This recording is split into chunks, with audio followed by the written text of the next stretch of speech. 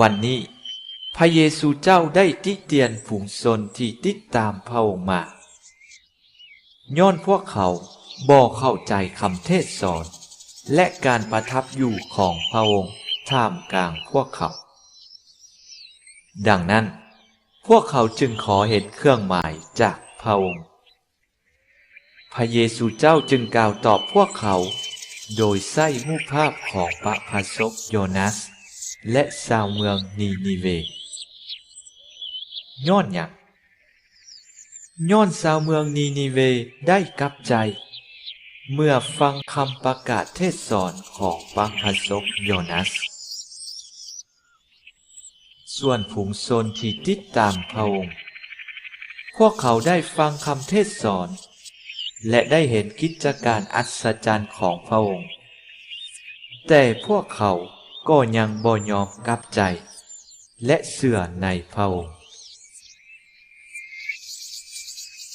เครื่องหมายสำคัญที่สุดในกำหนดบำเพ็ญศีลสำหรับพวกเราก็คือการกลับจิตเปลี่ยนใจด้วยเหตุนี้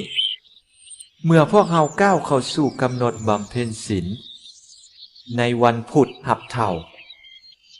พระสงฆ์โห้อยเท่าใส่หน้าผากของพวกเราพร้อมทางกล่าวว่าจงกลับจิตเปลี่ยนใจและเชื่อในพระวรสารเถิดหมายว่าเพื่อจะกลับจิตเปลี่ยนใจได้นั้นพวกเราต้องให้วาจาพระเจ้า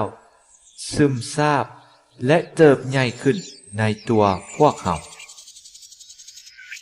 และวาจานั่นแหละจะผันเปลี่ยนดวงใจที่แข็งกระด้างของพวกเรา